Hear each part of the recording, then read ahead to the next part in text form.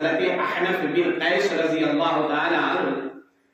حضرت احنف بن قیس رضی اللہ تعالی عنہ فرماتے ہیں کہ ہم لوگ لشکر کو لے کر کے جو ہے ایک جنگ پر گئے ہوئے تھے،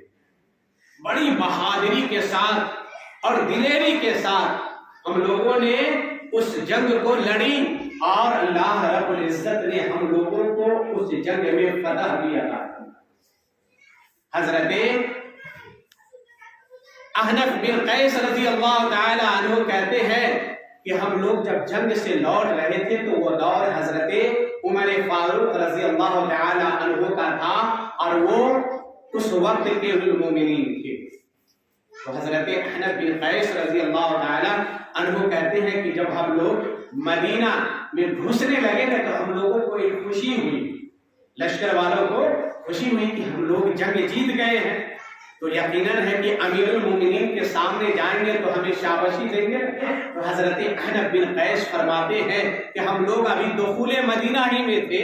کہ ہم لوگوں نے سوچا کہ چلو اپنے اپنے کپڑے لباس کو تبدیل کر لیتے ہیں اور عمدہ لباس پہن کر کے حضرت امیر المومنین عمر فاروق رضی اللہ تعالی عنہ کے سامنے جاتے ہیں۔ ان لوگوں نے سواری کو روکا، اپنے لباس کو چینج کر لیا، تبدیل کر دیا، خوشی میں کہ حضرت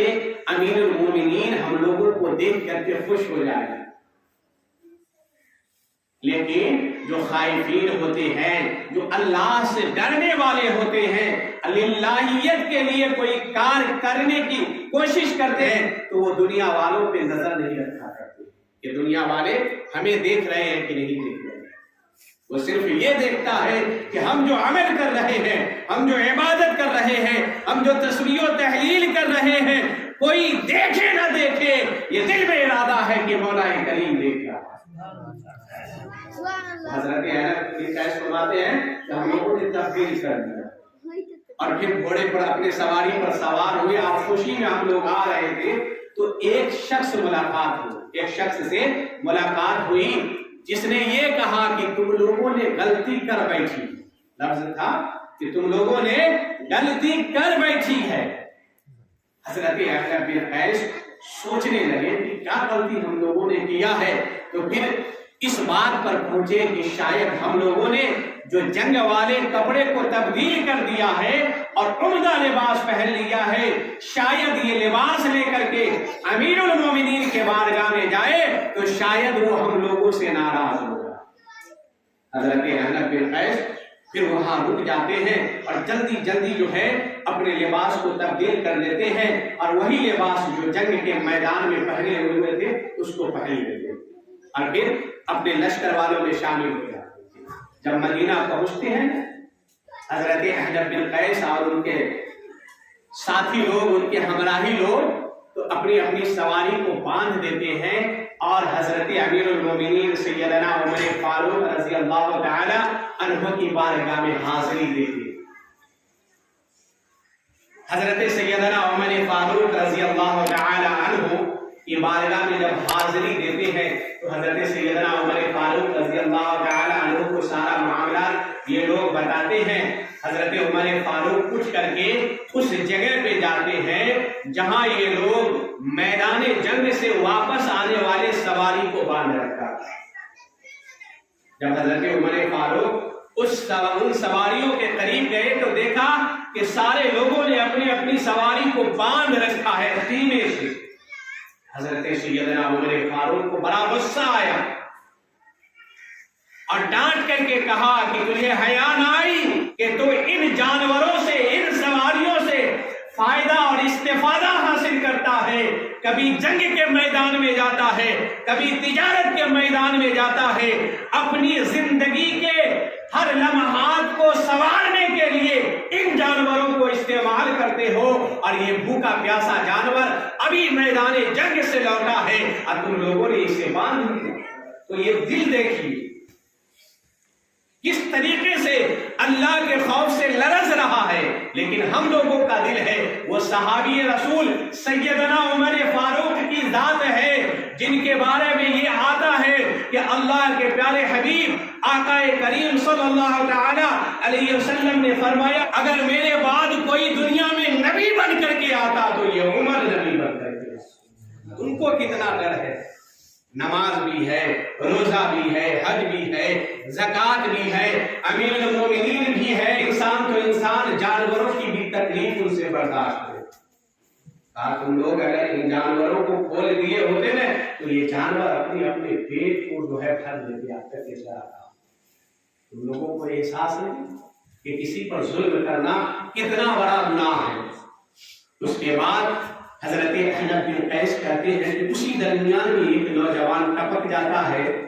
کہ اے فلاں شخص میرا قرضہ تم دے دے، لیکن حضرت احنف بن قیس فرماتے ہیں کہ اس کے باوجود بھی حضرت امیر المومنین عمر فاروق نے میری چادر کو دیکھ ہی لیا، اس لیے کہ چادر کا تھوڑا سا حصہ جو ہے جھولا سے باہر تھا۔ حضرت عمر فاروق نے فرمایا کہ یہ چادر کس کی ہے؟ تو حضرت احنف بن قیس فرماتے ہیں یا امیر المومنین یہ چادر ہماری ہے۔ کہا کتنے کی ہے؟ تو حضرت احنف بن قیس فرماتے ہیں کہ ہم نے جو دام تھا اس سے بہت کم بتایا۔ حضرت عمر فاروق نے کچھ کہا، خیر حضرت عمر فاروق رضی اللہ تعالیٰ عنہ اپنے دربار میں تشریف لے گئے، وہ قرض دار بھی گیا اور حضرت عمر فاروق کے دربار میں بیٹھ گیا۔ سیدنا عمر فاروق نے پوچھا کہ کہو کیا کہنا چاہ رہے تھے؟ کہا حضور فلاں شخص میرا قرض دار ہے، میں اپنا قرض وصولنے کے لیے آیا ہوں۔ حضرت عمر فاروق فرماتے ہیں کہ تمہیں پتا نہیں کہ امیر المومنین اس وقت لوگوں کے امور میں لگے ہوں گے، لوگوں کے کام کر رہے ہوں گے، لوگوں کے فائدے کی باتیں کر رہے ہوں گے، اور تم لوگ رخنہ اندازی پیدا کرتے رہتے ہو، تم لوگ پریشان کرتے رہتے ہو خواہ۔ وہ شخص اٹھا وہاں سے اور چلا گیا، چونکہ حضرت عمر فاروق کی دربار تھا۔ جو قدم جنگلوں میں رکھ دے تو شیر اور جنگلی جانور درندوں پرند سب بھاگ جاتے تھے کہ بھاگ چلو، عمر فاروق کا قدم جنگل میں آ گیا تو وہ ڈر سے چلا گیا۔ اس کے بعد تھوڑی دیر کے بعد حضرت عمر فاروق کو خیال آیا کہ لگتا ہے وہ قرض دار میرے ڈر سے چلا گیا۔ حضرت عمر فاروق نے کہا کہ اس قرض دار کو بلا کر کے لایا جائے۔ اس کو بلایا گیا اور آپ کی دربار میں حاضر کیا گیا اور اس سے کہا حضرت عمر فاروق نے کہ تو نے جو اپنی بات رکھی تھی، جب اس درمیان ہم نے تجھے ڈانٹا تو میرے ڈانٹ کے ڈر سے تم یہاں سے بھاگ چلے۔ میں ڈر سے نہیں بولا کہ امیر المومنین کی بارگاہ میں کس کو بولنے کی جرات ہے، واہ رے امیر المومنین، لیکن آج اگر ہم لوگ ہو کسی کو ڈانٹے اور وہ اگر بھاگ کر کے چلا جائے تو اپنے آپ کو فخر محسوس کرتے ہیں کہ دیکھا ہم نے فلاں شخص کو ڈانٹا، جم کر کے ڈانٹا تو وہ بھاگتا ہوا چلا گیا، اپنے آپ کو بہت بڑا تیس مار خان سمجھتے۔ لیکن وہاں حضرت سیدنا عمر فاروق نے اپنا کوڑا اس کی جانب پھینک دیا اور کہا لو جو تو میرے ڈر سے بھاگ گیا تھا، وقت کے امیر المومنین کے جسم پر تیرا جتنا جی چاہے کوڑا برسا کر کے تو اپنا بدلہ لے لے، امیر المومنین کف تک نہیں گئے، تو مجھ سے ڈرا تھا، اس لیے اس ڈر کا تو بدلہ لے لے اس کوڑے سے۔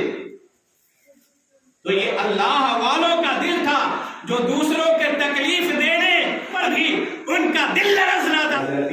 احنف بن قیس رضی اللہ تعالی عنہ کہتے ہیں کہ اسرے کے بعد حضرت عمر فاروق جو ہے 2 رکعت نماز نفل ادا کرتے ہیں اور کافی روتے ہیں، گڑگڑاتے ہیں، اللہ رب العزت کو منانے کی کوشش کرتے ہیں، اے مولا میرے عمل سے راضی ہو جا جو میں نے اس قرض دار کو ڈانٹا۔ تو یہ واقعہ ہمیں یہ بتاتا ہے کہ جس کے دل میں اللہ کا ڈر ہوتا ہے، اللہ کا خوف ہوتا ہے، وہ زمین پر رینگنے والی چوٹی کو بلا وجہ تکلیف دینے کی کوشش نہیں کرتا ہے۔ خصوص ہمارے نوجوان حضرات جو ہیں ان لوگوں سے میں مؤدبانہ التماس کرتا ہوں کہ آپ لوگ نماز جمعہ کے بعد سنت کی کم سے کم ادائیگی کر لیا کیجیے تاکہ آپ لوگوں کو دیکھ کر کے بوڑھے لوگوں کو شرم حیا آئے، وہ لوگ سوچنے پر مجبور ہو جائے کہ ہمارے نوجوان سنت پڑھ رہے ہیں اور ہم ان کے باپ ہو کر کے گھر جا رہے ہیں، 1 2 4 10 روز آپ کریں گے، 2 4 جمعہ کریں گے تو انشاءاللہ تبارک و تعالیٰ انہیں حیا آئے گی، شرم آئے گی، وہ بھی سنت پڑھ لیں گے۔ ہم لوگوں کو یہ نہیں سوچنا ہے کہ چلو بڑھوا لوگ تو جا رہا ہے تو ہم لوگ کاہے کو پڑھیں، ہمارا باپ جا رہا ہے تو بیٹا کاہے کو پڑھے. نہیں، آپ پڑھو نا، بیٹا ہو کر کے آپ پڑھو گے تو باپ کو کبھی نہ کبھی شرم آئی جائے گی، وہ بھی اپنی پیشانی سجدے میں جھکا ہی دے. تو اللہ رب العزت سے دعا ہے کہ مولا تبارک و تعالیٰ اپنے حبیب کے صدقے میں اس محفل کو قبول فرمائے، ہم لوگوں کی حاضری کو قبول فرمائے. عالی جناب عظیم صاحب کی